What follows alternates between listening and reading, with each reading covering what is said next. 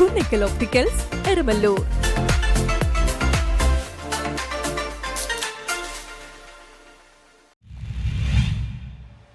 കാലടിയിലെ ഗതാഗതക്കുരുക്ക് പരിഹരിക്കാൻ 1 കോടി രൂപ അനുവദിച്ചതായി മന്ത്രി ഗണേഷ് കുമാർ.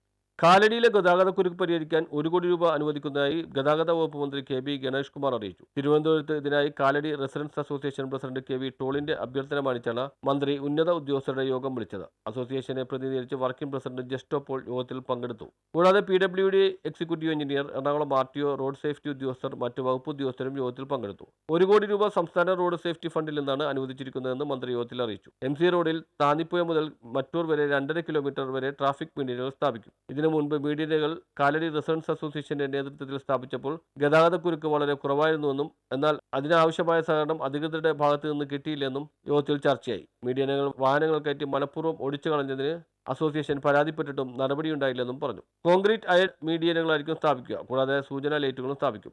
മറ്റു ജംഗ്ഷനുകൾ റൗണ്ട് എബൌട്ട് നടപ്പിലാക്കും. നിലവിലുള്ളതിന് മാറ്റമുണ്ടാകും. സിഗ്നൽ ലൈറ്റുകളുടെ നിലവിലെ സ്ഥാനം മാറ്റും. ബസ് സ്റ്റോപ്പിനും ഓട്ടോറിക്ഷ സ്റ്റാൻഡിനും മാറ്റമുണ്ടാകും. വിമാനത്താവള റോഡിലേക്ക് ഫ്രീ ലെഫ്റ്റ് സംവിധാനം ഏർപ്പെടുത്തും. കാലടി ജംഗ്ഷനിലെ സിഗ്നൽ ലൈറ്റുകൾ പ്രവർത്തിപ്പിക്കും. തെരുവിളക്കുകൾ കൂടുതൽ സ്ഥാപിക്കും. സർവകലാശാല ബണ്ട് റോഡ് വൺവേ കർശനമാക്കും. MC റോഡിലെ വൈദ്യുതി ലൈനുകൾ അണ്ടർ കേബിൾ വഴി സ്ഥാപിച്ച് വൈദ്യുതി പോസ്റ്റുകൾ ഒഴിവാക്കും. ആവശ്യത്തിന് വാർഡന്മാരെ നിയമിക്കും. ഇതിനെല്ലാമുള്ള എസ്റ്റിമേറ്റ് 20 ദിവസത്തിനകം PWD, ഇലക്ട്രിസിറ്റി, വെഹിക്കിൾ, ടെലിഫോൺ തുടങ്ങിയ മറ്റ് ഡിപ്പാർട്ട്മെന്റുകളും കാലടി റെസിഡൻസ് അസോസിയേഷന്റെ സഹകരണത്തോടെ തയ്യാറാക്കി നൽകണമെന്ന് മന്ത്രി യോഗത്തിൽ ഉത്തരവ് നൽകി. കാലടിയിൽ മീഡിയനുകൾ കാലടി റെസിഡൻസ് അസോസിയേഷന്റെ നേതൃത്വത്തിൽ സ്ഥാപിച്ചപ്പോൾ ഗതാഗതക്കുരുക്കിന് ശമനമുണ്ടായതിൽ അസോസിയേഷനെ യോഗത്തിൽ പ്രത്യേകം അഭിനന്ദിച്ചു.